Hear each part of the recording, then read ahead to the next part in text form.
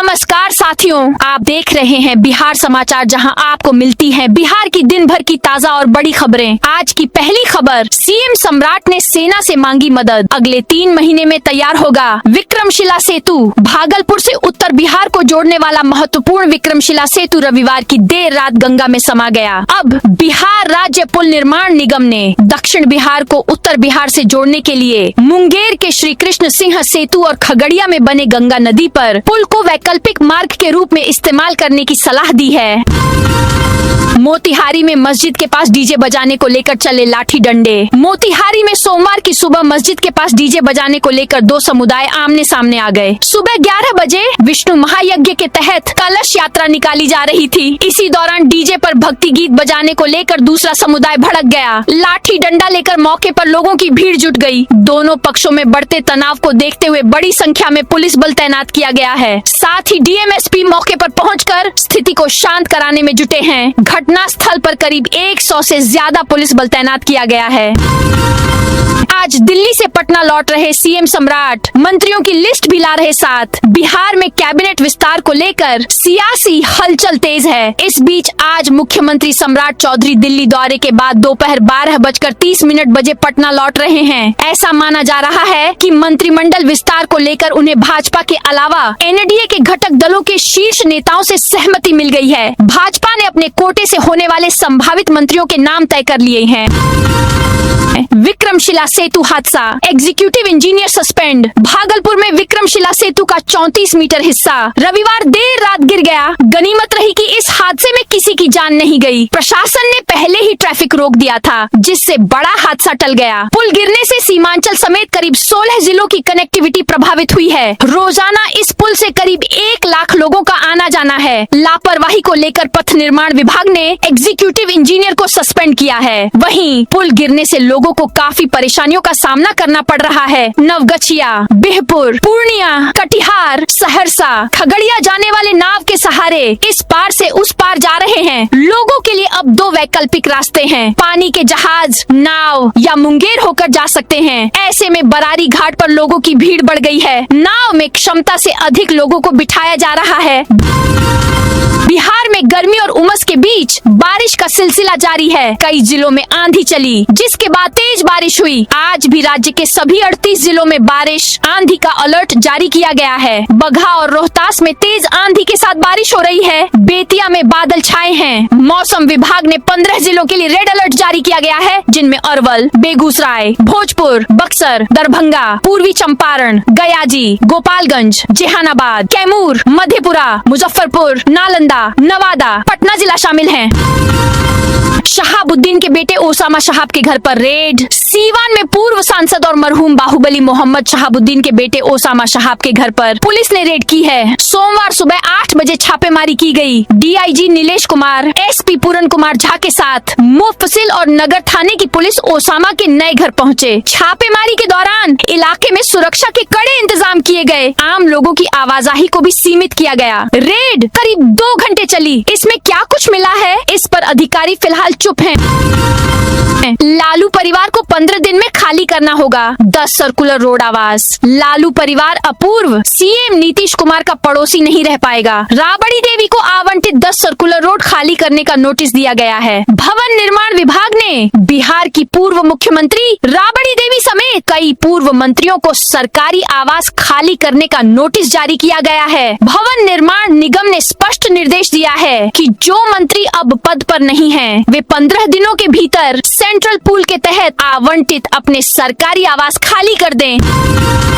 पटना जू में बढ़ेगा रोमांच। सफेद बाघिन के साथ आए कई नए मेहमान। आने वाले दिनों में पर्यटकों के लिए पटना जू में आकर्षण बढ़ने वाला है। एक बार फिर पटना जू में नए मेहमान आए हैं, जो पर्यटकों के लिए बेहद खास होने वाले हैं। पटना जू में हमेशा नए नए मेहमान आते हैं, जिनकी वजह से जू में और रौनक बनी रहती है। पटना जू सिर्फ पेड़ पौधे के लिए नहीं, बल्कि अलग अलग खास जानवरों के लिए भी काफी प्रसिद्ध माना जाता है। रेलवे स्टेशनों पर एआई का कमाल, अब भोलू मिनी और भोलू मैक्स करेंगे यात्रियों की मदद। भारतीय रेलवे अब तकनीक के ट्रैक पर सरपट दौड़ने के लिए तैयार है। यात्रियों के सफर को सुगम, सरल और हाई टेक बनाने के लिए रेल मंत्रालय ने आर्टिफिशियल इंटेलिजेंस आधारित विशेष सहायक उपकरण भोलू मिनी और भोलू मैक्स को लॉन्च किया है। दक्षिण भारत के तेलंगाना में सफल परीक्षण के बाद अब उत्तर भारत के प्रमुख स्टेशनों पर इनका विस्तार किया जा रहा है। किशनगंज बॉर्डर पर बस में लगी आग। किशनगंज पश्चिम बंगाल बिहार सीमा पर स्थित रामपुर चेक पोस्ट के पास सोमवार को एक यात्री बस में आग लग गई। यह घटना किशनगंज से लगभग 50 मीटर की दूरी पर हुई, जिससे इलाके में कुछ देर के लिए अफरा तफरी का माहौल बन गया। हालांकि समय रहते आग पर काबू पा लिया गया और एक बड़ा हादसा टल गया। बिहार में रजिस्ट्री दस्तावेजों में गलती की सुधार के लिए नई व्यवस्था लागू। रजिस्ट्री के दस्तावेजों में होने वाली छोटी छोटी गलतियों को ठीक कराना अब पहले से आसान हो जाएगा। नाम, खाता, खेसरा या स्कैनिंग से जुड़ी गड़बड़ियों के लिए लोगों को अब बार बार कार्यालय के चक्कर नहीं लगाने पड़ेंगे, क्योंकि इसके लिए एक स्पष्ट और तय प्रक्रिया लागू कर दी गई है।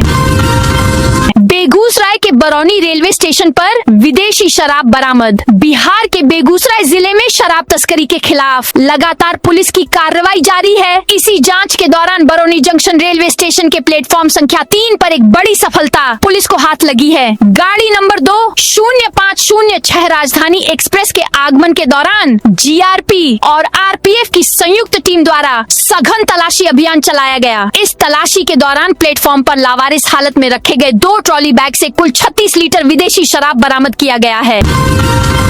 बिहार में पत्थर खनन की रॉयल्टी दर 500 रुपये प्रति घन मीटर हुई। बिहार में पत्थर खनन को लेकर सरकार ने आवश्यकताओं के आकलन के बाद स्पष्ट और सख्त कदम उठाए हैं। सरकार ने तय किया है कि अब राज्य में पत्थर की रॉयल्टी दर 500 रुपये प्रति घन मीटर होगी, जो कि पूर्व में 60 रुपए से लेकर 85 रुपए के करीब थी। साथ ही सभी पत्थर खनन भूखंडों की बंदोबस्ती केवल ई नीलामी के माध्यम से की जाएगी, ताकि पूरी प्रक्रिया पारदर्शी और निष्पक्ष बनी रहे।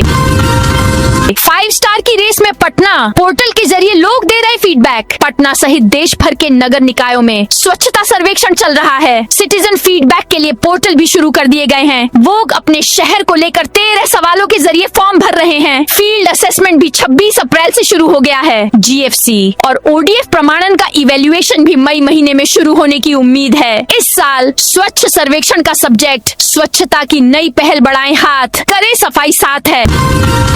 तंबाकू के विज्ञापन पर प्रतिबंध, अवैध होर्डिंग लगाई तो शुल्क का 500% तक फाइन। पटना अब विज्ञापनों के मक्खट से मुक्त होगा। पटना नगर निगम विज्ञापन विनियम 2026 पर इसी महीने अंतिम मुहर लगेगी। यहाँ 12 साल से विज्ञापन एवं होर्डिंग्स पॉलिसी ही नहीं है। इसके चलते पूरा शहर अवैध होर्डिंग से पटा रहता है। नई पॉलिसी के तहत विज्ञापन शुल्क की दरें तय करने के लिए शहर के मार्गों को 4 जोन A, B, C और D में बांटा गया है। इनमें जोन A सर्वाधिक मांग वाला होगा। अवैध होर्डिंग पर शुल्क का 500% तक जुर्माना लगेगा।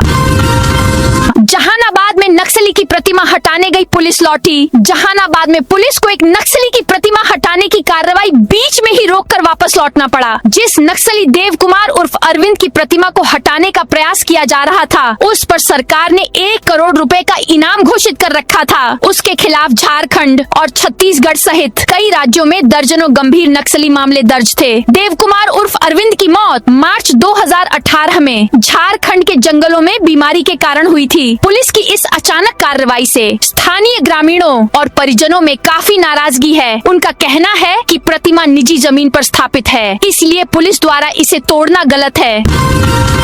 दरभंगा के होटल में पुलिस की छापेमारी। दरभंगा के बिरौल थाना क्षेत्र में रविवार देर रात पुलिस ने एक होटल में छापेमारी की। इस दौरान एक कमरे से प्रेमी जोड़े को आपत्तिजनक हालत में पकड़ा। पूछताछ के लिए लड़का लड़की और संचालक को थाना लाया गया। पूछताछ के बाद पीआर बांड भरवाकर छोड़ दिया गया। सूत्रों के अनुसार पुलिस को लगातार शिकायत मिल रही थी कि होटल में अनैतिक गतिविधियां संचालित की जा रही हैं।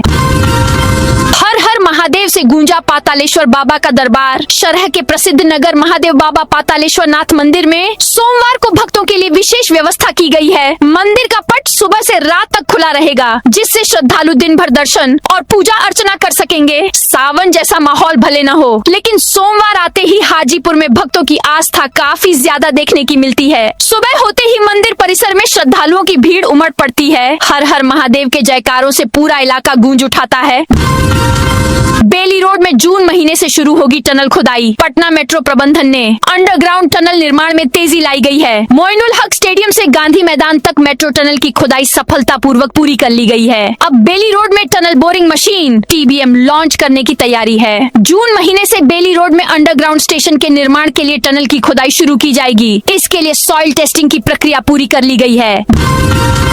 बिहार में टीचरों के कैपेसिटी बिल्डिंग ट्रेनिंग अनिवार्य। 5 दिवसीय क्षमता संवर्धन प्रशिक्षण कार्यक्रम में जिन शिक्षकों का चयन हुआ है, उन्हें प्रशिक्षण में भाग लेना अनिवार्य होगा, अन्यथा अनुपस्थिति रहने पर उस दिन का वेतन कटेगा। साथ ही संबंधित शिक्षकों पर अनुशासनिक कार्रवाई भी होगी। इस संबंध में शिक्षा विभाग ने अगले सप्ताह से होने वाले प्रशिक्षण कार्यक्रम में शिक्षकों की भागीदारी को अनिवार्य कर दिया है। बिहार में अब शहरी प्रशासन होगा डिजिटल। एक ही पोर्टल पर मिलेंगी 19 सेवाएं। बिहार सरकार ने शहरी प्रशासन को पूरी तरह डिजिटल बनाने की दिशा में एक अहम और निर्णायक कदम उठाया है। सरकार ने राष्ट्रीय शहरी डिजिटल मिशन के तहत सभी नगर निकायों में ई-गवर्नेंस मॉड्यूल्स के निर्माण, विकास, कार्यान्वयन और रख रखाव के लिए करीब 119.90 करोड़ रुपए के खर्च का प्रस्ताव स्वीकृत किया है। प्रस्ताव पर मंत्रिमंडल की स्वीकृति भी प्राप्त की जा चुकी है। पटना में जेपी गंगा पथ पर 2 दिन ट्रैफिक डायवर्जन। जेपी गंगा पथ पर सड़क मरम्मत कार्य के कारण 4 व 5 मई को यातायात में बदलाव किया गया है। सड़क पर बिटुमिन्स कंक्रीट कार्य को लेकर पुलिस अधीक्षक ट्रैफिक ने विशेष ट्रैफिक डायवर्जन लागू किया है। इसके तहत 2 चरणों में मुख्य कैरिजवे व कनेक्टिंग ब्रिज पर परिचालन प्रभावित रहेगा। जदयू नेता निशांत की सद्भाव यात्रा का दूसरा दिन। जदयू नेता निशांत कुमार सोमवार को अपनी सद्भाव यात्रा के तहत बगहा से सुबह करीब 6:40 पर वे वाल्मीकि नगर स्थित VTR में जंगल सफारी की। सफारी के दौरान उन्होंने कहा कि यह बिहार का पहला टाइगर रिजर्व है और उनके पिता नीतीश कुमार ने वाल्मीकि नगर और थारू समाज के विकास के लिए कई काम किए हैं। बिहार के कश्मीर में निशांत कुमार ने की जंगल सफारी। बिहार का कश्मीर कहे जाने वाले वाल्मीकि नगर में सोमवार की सुबह जदयू नेता निशांत कुमार के लिए बेहद खास रही। अपनी सद्भाव यात्रा के दौरान उन्होंने वाल्मीकि टाइगर रिजर्व VTR की प्राकृतिक सुंदरता के बीच जंगल सफारी का आनंद लिया। घने जंगलों और शांत वातावरण के बीच वन्य जीवों को देख वे काफी उत्साहित नजर आए। पटना एम्स में अब बिना चीरफाड़ पोस्टमार्टम होगा। पटना एम्स में अब बिना चीरफाड़ के शव का पोस्टमार्टम होगा। यहाँ वर्चुअल ऑटोप्सी की शुरुआत की तैयारी है। CT स्कैन, MRI और 3D इमेजिंग की मदद से डॉक्टर शरीर के अंदरूनी हिस्सों का डिजिटल विश्लेषण करेंगे। यह तकनीक दिल्ली और भोपाल एम्स के बाद अब पटना में लागू होने जा रही है। इससे फॉरेंसिक जांच का तरीका पूरी तरह बदल जाएगा। खास बात यह है कि जांच का पूरा डाटा सुरक्षित रहेगा, जिसे कोर्ट में पेश किया जा सकता है। वर्षों बाद भी दोबारा विश्लेषण संभव होगा। संक्रमण का खतरा भी बेहद कम होगा, जिससे डॉक्टरों और कर्मचारियों की सुरक्षा बढ़ेगी। विधायक अनंत सिंह का नया अंदाज वायरल। देर रात कार्यक्रम का लिया मजा। मोकामा के विधायक अनंत सिंह एक बार फिर चर्चा में आ गए हैं। अनंत सिंह गोपालगंज पहुंचे थे, जहां समर्थकों ने उनका भव्य स्वागत किया। इस दौरान एक कार्यक्रम में वे शामिल हुए, जिसका वीडियो वायरल हो रहा। वीडियो में देखा गया कि बार बाला के डांस का आयोजन किया गया था। इस दौरान अनंत सिंह के समर्थक भी मौजूद रहे। देर रात अनंत सिंह ने कार्यक्रम का आनंद उठाया। बिहार के बाद पश्चिम बंगाल में कमल खिल गया है। पहली बार भारतीय जनता पार्टी की सरकार बन रही है। इस ऐतिहासिक उपलब्धि से भाजपा में गजब का उत्साह है। बिहार के मुख्यमंत्री सम्राट चौधरी ने ट्वीट कर श्याम प्रसाद मुखर्जी को याद किया है। बंगाल में जीत से बिहार भाजपा में खुशी की लहर छा गई है। इन नतीजों पर सम्राट चौधरी ने सोशल मीडिया के माध्यम से अपनी प्रतिक्रिया दी। अपने एक्स हैंडल पर उन्होंने लिखा, जहां पैदा हुए श्यामा प्रसाद मुखर्जी, वो बंगाल हमारा है। पश्चिम बंगाल विधानसभा चुनाव में भारतीय जनता पार्टी को ऐतिहासिक जनादेश देने के लिए बंगाल की जागरूक और राष्ट्रनिष्ठ जनता का हृदय से कोटि कोटि अभिनंदन। भारत माता की जय। सोनपुर के बाबा हरिहरनाथ मंदिर में पूजा अर्चना की लगी भक्तों की भीड़। बिहार के सारण जिला के सोनपुर का बाबा हरिहरनाथ मंदिर, दिघवारा का अंबिका भवानी मंदिर और छपरा के प्रसिद्ध बाबा धर्मनाथ मंदिर में आज के आरती, दर्शन और पूजा अर्चना के लिए श्रद्धालुओं की भारी भीड़ पहुंचने की संभावना है। इसको देखते हुए मंदिर प्रशासन ने आरती, पट खुलने और पूजा के लिए समय जारी कर दिया है। सभी श्रद्धालुओं के लिए ब्रह्म मुहूर्त से ही दर्शन शुरू रहेंगे। Bihar state open e sports championship आज से शुरू। आज से Bihar state open e sports championship की शुरुआत हो गई है। यह ई स्पोर्ट्स का तीसरा संस्करण है, जिसका पूल प्राइज 5.75 लाख रुपए रखा गया है। इस ई स्पोर्ट्स में 5 तरह के गेम में प्रतिभागी हिस्सा लेंगे, जिसमें chess.com, ई फुटबॉल, EAFC 26, BGMI और स्ट्रीट फाइटर 6 जैसे गेम शामिल हैं।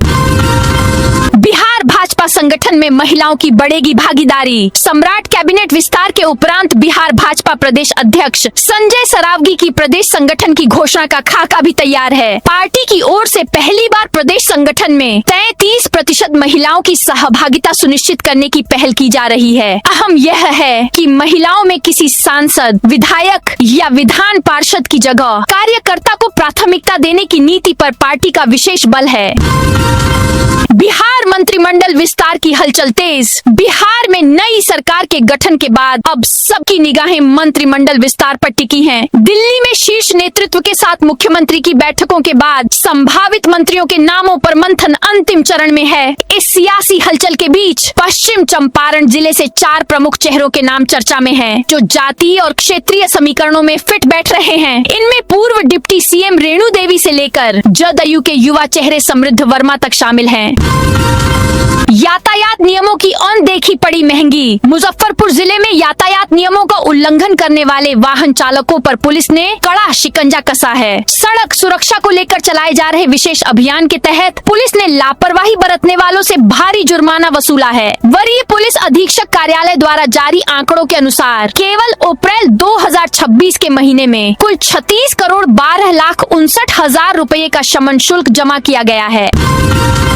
मुंगेर में 550 ड्रोन शो, लेजर लाइट से दिखेगा हेरिटेज। मुंगेर में योग गुरु स्वामी सत्यानंद सरस्वती के मुंगेर पदार्पण दिवस के अवसर पर 5 और 6 मई को श्रीनिवास कल्याणोत्सव का आयोजन किया जा रहा है। इस आयोजन को ऐतिहासिक बनाने की तैयारियां जोर शोर से चल रही हैं। कार्यक्रम में मुख्यमंत्री भी शामिल होंगे। कार्यक्रम का मुख्य आकर्षण 5 मई की शाम पोलो मैदान में होने वाला भव्य लेजर लाइट और 550 ड्रोन शो है। लगभग आधे घंटे के लेजर शो में मुंगेर की धरोहरों और प्रसिद्ध स्थलों को आसमान में दर्शाया जाएगा।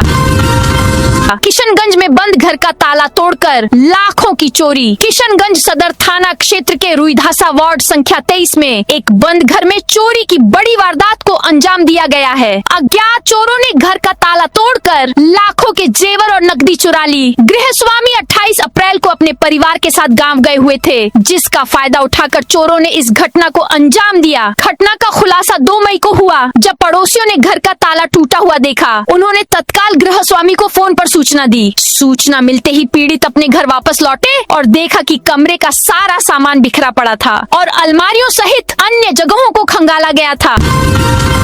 औरंगाबाद में 1100 घन फुट बालू जब्त। औरंगाबाद के हामिद नगर में खनन विभाग की टीम ने बड़ी कार्रवाई की है। करीब 1100 घन फुट अवैध बालू जब्त किया है। इस मामले में उपहारा थाना में FIR दर्ज कराई गई है, जिससे बालू माफियाओं में हड़कंप मच गया है। जानकारी के अनुसार जिले भर में अवैध बालू भंडारण के खिलाफ लगातार छापेमारी अभियान चलाया जा रहा है। इसी अभियान के तहत गुप्त सूचना के आधार पर उपहारा पुलिस और खनन विभाग की संयुक्त टीम ने छापेमारी की। जांच के दौरान वहां भारी मात्रा में अवैध रूप से बालू डंप कर रखा गया था, जिसे तुरंत जब्त कर लिया गया।